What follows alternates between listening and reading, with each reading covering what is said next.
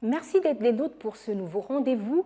Il existe en chaque être humain des organes qui assurent les fonctions d'épuration du sang et de sécrétion d'hormones. Au nombre de 2, ces organes, connus sous le nom de reins, fonctionnent comme un filtre qui sépare les déchets circulant dans le sang, les élimine en produisant de l'urine. Comment prendre soin de ces 2 organes qui jouent des rôles essentiels dans le corps? Nous allons le découvrir avec le professeur Yolande Sam. Elle est la vice-présidente de la Société gabonaise de pédiatrie. Bienvenue sur le plateau de Gabon 24. Merci, madame. Sans transition aucune, dites-nous, comment définissez-vous le rein à votre niveau? Vous l'avez dit, le rein est un organe en forme de haricot. Nous avons tous mangé des rognons. En fait, quand on voit un rognon entier, c'est à ça que ressemble un rein. Donc, je disais que ce sont des organes pairs, on en a 2, en forme de haricot. Leur fonction est de filtrer le sang. Si un rein ne fonctionne pas bien, le sang ne sera plus filtré, les toxines vont s'accumuler dans l'organisme et vous imaginez que nous ne serions pas en bon état. Le 11 mars de chaque année est célébrée la journée mondiale du rein. Pourquoi un tel intérêt pour cet organe? Oui, l'intérêt pour le rein, parce que le rein est un organe silencieux. Quand il est malade, il ne s'exprime pas. Tout comme quand on a un paludisme, on a de la fièvre. Et quand le rein est malade au début, c'est-à-dire au moment où on peut traiter facilement, il ne s'exprime pas. Quand le rein commence à s'exprimer, c'est que la maladie est déjà à un stade avancé. Parlons des maladies liées au rein, nous reviendrons tout au long de cette émission. Professeur, peut-être nous dire, on sait qu'un être humain normalement constitué, on possède 2. Oui. Où sont-ils situés exactement dans l'organisme? Oui, les reins sont en arrière de l'abdomen. En termes techniques, on dit en rétro-péritonéal, c'est-à-dire quand on fait une coupe du ventre, ils sont situés en arrière, de part et d'autre de la colonne vertébrale. Comment peut-on se rassurer de la bonne santé de ces reins? En fait, le rein est silencieux. Quand on ne ressent rien au niveau des lombes, au niveau du dos, c'est qu'on n'a pas de souci de rein. Il n'y a pas un signe particulier pour dire que mon rein va bien. Quand on urine bien, c'est-à-dire quand on boit 1 litre d'eau, on doit uriner 1 litre. Si on boit 1 litre d'eau, qu'on n'en urine que très peu, il faut commencer à s'inquiéter, savoir que mon rein n'exerce plus les fonctions de filtre, faire attention. Parviennent-ils à se nettoyer naturellement, ces reins? Oui, le rein se nettoie avec de l'eau. C'est un filtre. Nous avons des filtres à la maison. Quand on veut nettoyer le filtre, on utilise de l'eau. Donc, si nous voulons nettoyer naturellement nos reins, il faut boire au moins 1,5 litre d'eau par jour. Uniquement de l'eau. Professeur, est-ce que la couleur de l'urine peut également donner des informations sur la santé? Certainement, la couleur de l'urine, dans les situations normales, elle est jaune ambrée. Mais vous avez peut-être constaté que le matin, étant donné que vous n'avez pas bu d'eau pendant la nuit, les urines sont foncées. Tout au long de la journée, les urines deviennent de plus en plus claires. Il peut arriver que les urines deviennent blanchâtres. C'est un signe d'infection, ça veut dire qu'il y a du pus, ou alors que les urines soient carrément rouges. C'est un signe qu'il y a du sang dans les urines. Et donc, ce sont les couleurs blanchâtres et rouges qui doivent automatiquement pousser les individus à s'inquiéter, c'est ça? Il y a d'autres couleurs. C'est un signe pour nous les pédiatres qui nous orientent vers un type de maladie rénale. Que retenir de ces maladies rénales, justement? Vous, en tant que pédiatre, oui. On parlera plus du côté des enfants. Oui, chez les enfants, nous avons uniquement des statistiques hospitalières. Dans notre structure sanitaire, nous avons fait un travail qui nous permet de montrer que 1% des enfants hospitalisés le sont pour problème rénal. Et parmi ces maladies rénales, celles qui viennent en première position, ce sont les infections urinaires. Les infections urinaires, mais il faut également noter que dans certaines situations, on a des insuffisances rénales et chez l'enfant au Gabon, la première pourvoyeuse d'insuffisance rénale, c'est le paludisme. Comment l'expliquer? Parce que le paludisme, c'est une infection. On a dit que la première cause de maladie rénale chez l'enfant au Gabon, c'est l'infection. En cas de paludisme, il y a un dysfonctionnement en fait qui se passe au niveau rénal, qui fait que le rein ne filtre plus bien l'urine, il entre en insuffisance. Et lorsqu'on parle d'enfants, c'est un peu vague. On parle d'enfants âgés de quel âge exactement? À tout âge, c'est-à-dire que la pédiatrie s'occupe de l'enfant depuis la naissance jusqu'à 19 ans. La définition de l'OMS pour l'adolescent, c'est l'enfant allant de 10 à 19 ans, c'est encore de la pédiatrie. Donc du nouveau-né à 19 ans, c'est de la pédiatrie. Pour nous, ce sont des enfants. Et donc si on doit faire une légère distinction, les nouveau-nés sont-ils plus exposés à cette maladie que ceux-là âgés par exemple de 5 ans, les nouveau-nés, 10 ans? Les nouveau-nés, peut-être, mais ce n'est pas toujours facile de savoir chez un nouveau-né s'il a une insuffisance rénale, un problème rénal. C'est surtout chez les plus grands. À partir de l'âge de 3 mois, à ce moment-là, on commence à faire des examens appropriés. Parce qu'un nouveau-né qui a un problème rénal, une infection urinaire, ne va pas manifester un signe précis. Ça se manifeste aussi bien chez un nouveau-né qui a un paludisme, ou un nouveau-né qui a une infection pulmonaire, ou un nouveau-né qui a une infection dans le sang. Les signes sont les mêmes. Cela veut dire que les parents doivent faire davantage attention lorsque surviennent ces maladies? Dès que l'enfant est malade, il est important que les parents qui ne sont pas habitués à prendre en charge les enfants malades s'orientent vers une structure sanitaire pour voir un professionnel de santé. Peut-on soigner un rein malade? Si oui, en quoi faisant? Bien sûr, le rein malade peut tout à fait être soigné. Je disais tantôt que les infections urinaires sont soignées avec des antibiotiques, mais nous avons d'autres variétés de pathologies rénales.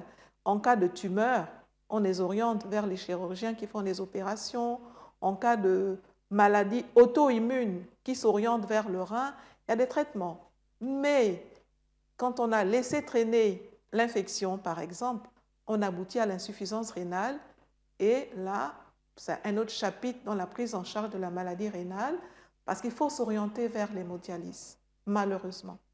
S'orienter vers l'hémodialyse. Est-ce que vous avez l'impression que les conditions sont réunies suffisamment dans le pays pour prendre en charge ces enfants-là qui souffrent des maladies liées aux reins? Oui, pour les insuffisants rénaux, effectivement, le gouvernement a mis toutes les dispositions. La prise en charge est absolument gratuite. Pour tous les Gabonais qui ont besoin d'une hémodialyse, ils sont orientés au Centre national d'hémodialyse. Mais nous, en pédiatrie, le problème que nous avons, c'est que le plateau technique ne répond pas aux attentes du petit enfant. C'est-à-dire que de la naissance à 8 ans, le plateau technique n'est pas adapté. Pourquoi? Parce qu'il y a des plateaux techniques, parce qu'il y a des matériels pour les grands et pour les petits. Malheureusement, nous n'avons pas le matériel pour les petits enfants au Gabon. Pour ces enfants qui souffrent de ces maladies, est-ce que vous avez l'impression que les parents sont suffisamment informés? Est-ce que lorsqu'ils arrivent du côté de la structure dans laquelle vous exercez, est-ce qu'ils arrivent en situation déjà critique ou comment ça se fait? On voit de tout. C'est-à-dire qu'en général, quand les parents arrivent, ils ne savent pas que l'enfant a un problème rénal. Bon, nous, ce que nous faisons dans les services de pédiatrie, chez tous les enfants qui sont hospitalisés, on fait un test rapide. C'est un examen très simple. On fait uriner l'enfant, on utilise une bandelette qu'on trempe dans les urines et à partir de la bandelette, on peut savoir si oui ou non, il faut rechercher une maladie rénale. Donc, quand les parents arrivent, ils viennent parce que l'enfant fait de la fièvre ou alors il y a du sang dans les urines ou alors l'enfant est gonflé de partout. Il a les pieds gonflés, il a les yeux enflés, ils ne savent pas très bien. C'est quand on a le diagnostic qu'on les informe. Avec ces informations, on se rend bien compte que la maladie se manifeste également par le gonflement du corps. Comment l'expliquer? Qu'est-ce qui se passe exactement à l'intérieur au point d'en arriver là? Alors, ce qui se passe à l'intérieur, quand les pieds ou les yeux sont gonflés en cas de maladie rénale, le rein est un filtre. Si le filtre a un trou, il laisse passer certaines molécules dont on a besoin dans le sang, ces molécules-là qui permettent de retenir l'eau.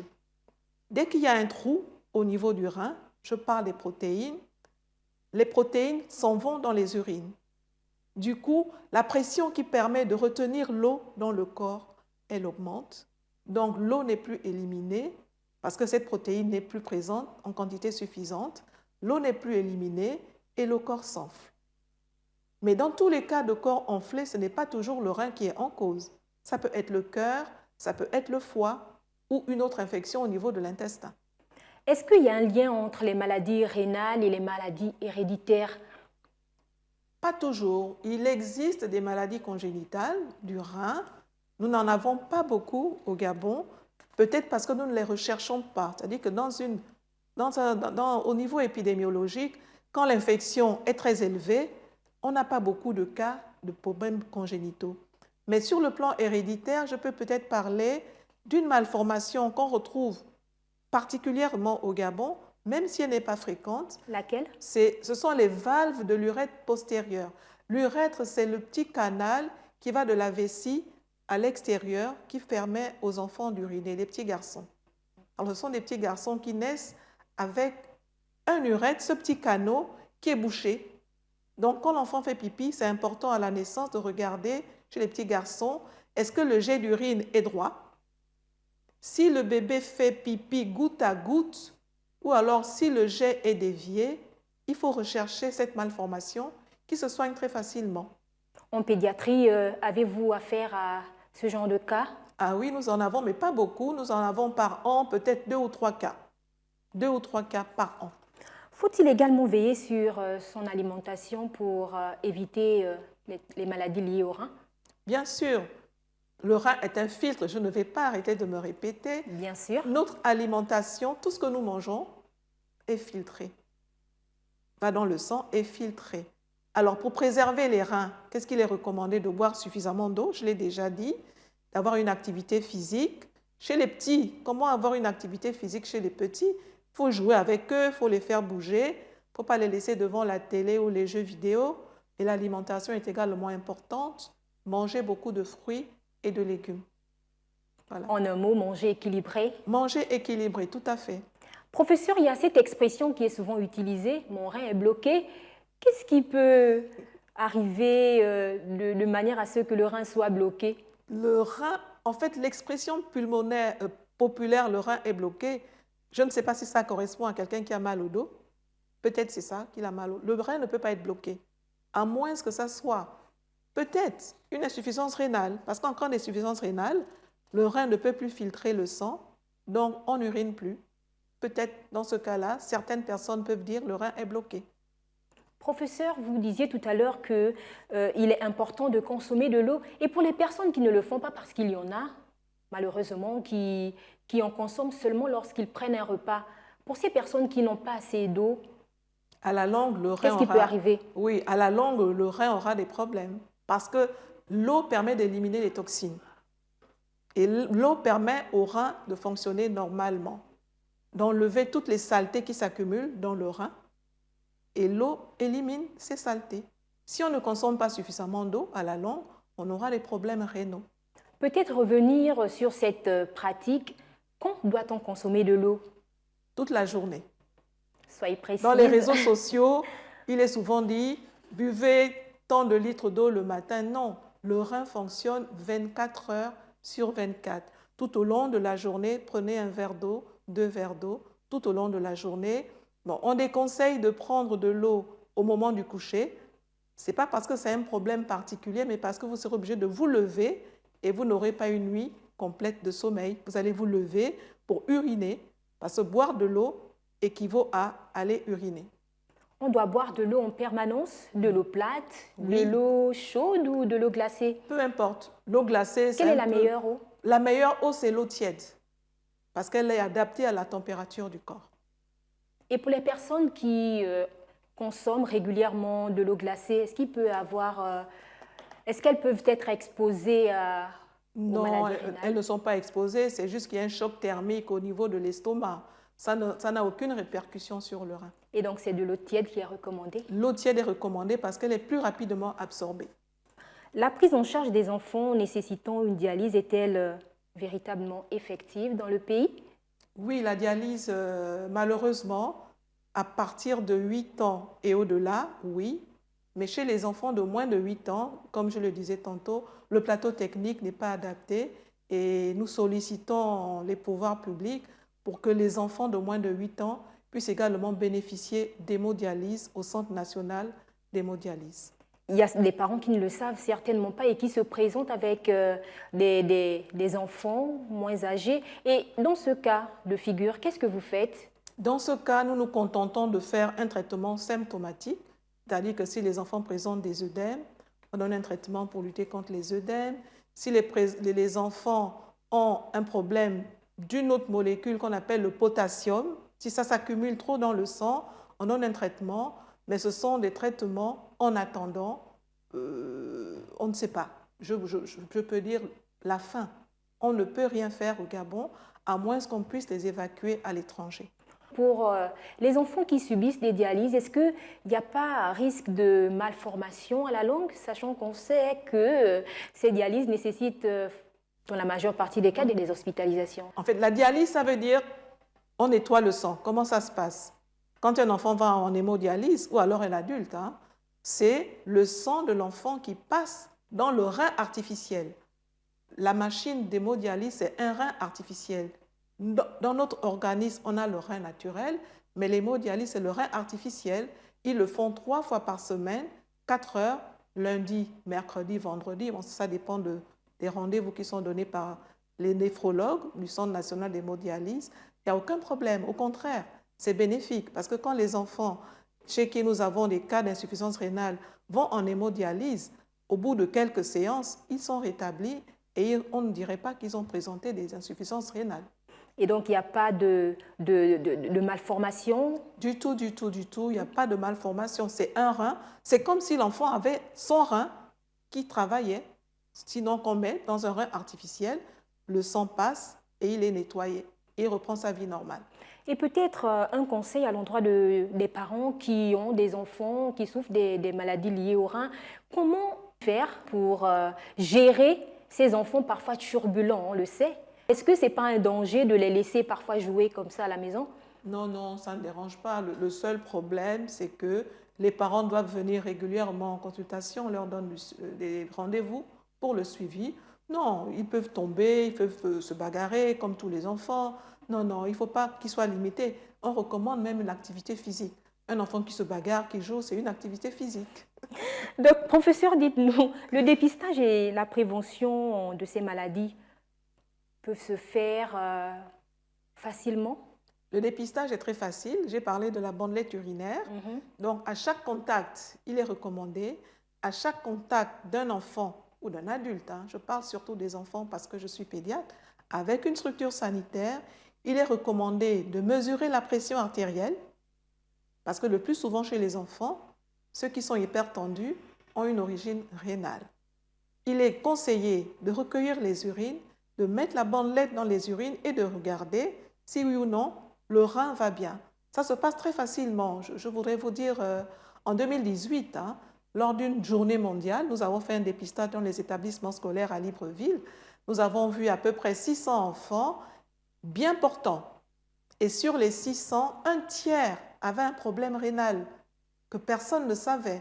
Rien qu'en mettant la bandelette dans les urines, un tiers de ces enfants s'est rendu compte avait un problème rénal. Donc, on a dû les orienter dans les structures sanitaires. Et le dépistage qui le fait souvent, ce sont les personnels soignants ou même les parents? Les parents à la maison, c'est possible connaissent. De le faire? En général, la bandelette urinaire, ce n'est pas un outil qu'on donne à la maison. C'est dans les structures sanitaires. Bien sûr. Est-ce qu'il arrive que vous en donniez aux parents, par exemple? On ne peut pas les leur donner, sauf ceux qui ont certaines maladies spécifiques. On les prend en charge pendant 1 mois à la maison. Il faut vérifier dans les urines chaque jour si une anomalie revient. À ce moment-là, on réajuste le traitement. Uniquement dans ces cas particuliers. Ou alors, c'est chez les enfants diabétiques. Ils ont le droit d'avoir une bandelette urinaire à la maison. Mais ce ne sont pas les mêmes bandelettes qui permettent de faire le dépistage des maladies rénales. Professeur, il y a des parents qui nous regardent certainement. Pouvez-vous dire ce que doivent faire ceux-là qui ressentent le besoin de se faire dépister? Où aller exactement? Dans une structure sanitaire. Théoriquement, tous les professionnels de santé devraient le faire. Malheureusement, on se rend compte qu'il est important de répéter auprès des professionnels que le premier contact doit permettre le dépistage des maladies rénales. Ce n'est pas encore entré dans nos habitudes. C'est pourquoi la Journée mondiale du rein est là pour sensibiliser aussi bien les professionnels de santé que les populations sur la nécessité du dépistage. Parlons de sensibilisation. Est-ce que lorsque les parents se présentent au sein d'une structure hospitalière, ils sortent de là avec des conseils qui sont prodigués? Oui, nous donnons des conseils, surtout que nous avons remarqué en hospitalisation de pédiatrie, de plus en plus de mamans donnent des chips. Il y a une variété de chips très salés qu'elles donnent aux enfants comme des petits pains au petit déjeuner, dans le goûter pour aller à l'école. Donc on les conseille. On leur dit manger trop salé, ce n'est pas bon du tout. Donnez plutôt des fruits ou du pain tout simplement à l'enfant pour aller à l'école et de boire beaucoup d'eau. Sinon, à l'âge adulte, c'est l'hypertension. Parce que les enfants, ils ont le dépistage pour éviter justement que la maladie rénale silencieuse se manifeste à l'âge adulte. C'est le rôle des pédiatres de faire la prévention pour éviter qu'à l'âge adulte, les néphrologues ou d'autres médecins spécialistes se retrouvent avec des insuffisants rénaux. Vous êtes la présidente de la Société gabonaise de pédiatrie. Dites-nous-en un peu plus sur cette société. Oui, merci beaucoup. Avant de vous présenter la Société gabonaise de pédiatrie, je voudrais ici rendre hommage à notre président, le professeur Daniel Gaouma, qui malheureusement nous a quittés l'année dernière trop tôt. Avec lui, nous avions fait un plan d'action justement pour cette célébration. Alors, la Société gabonaise de pédiatrie, c'est une société savante qui regroupe les professionnels de santé qui s'occupent de l'enfant. Nos activités sont centrées auprès des professionnels de santé par les réunions, des congrès, des journées scientifiques, mais également auprès de la population par les activités communautaires ou des sensibilisations comme nous le faisons maintenant. Professeur, nous sommes arrivés au terme de cette émission. Votre mot de la fin? Le mot de la fin, c'est que buvez beaucoup d'eau, ayez une activité physique, ne fumez pas pour les adultes ou les adolescents, parce que les adolescents commencent à goûter à la cigarette, et puis mangez sain. Voilà qui est dit, les scientifiques recommandent de consommer au moins 1,5 litre d'eau par jour pour maintenir le corps en bonne santé. Pour les rôles qui leur sont reconnus, vos reins, vous devez en prendre soin. Merci professeur Yolande Zam d'être passée sur Gabon 24. Je vous en prie. Je rappelle que vous êtes la vice-présidente de la Société gabonaise de pédiatrie. Merci à vous de nous avoir regardés et surtout n'oubliez pas que l'actualité se poursuit sur Gabon 24 à travers nos différentes plateformes sociales qui s'affichent au bas de l'écran et également sur notre site internet www.gabon24.ga. N'oubliez pas de prendre soin de vous et de vos proches car la santé n'a pas de prix. Au revoir.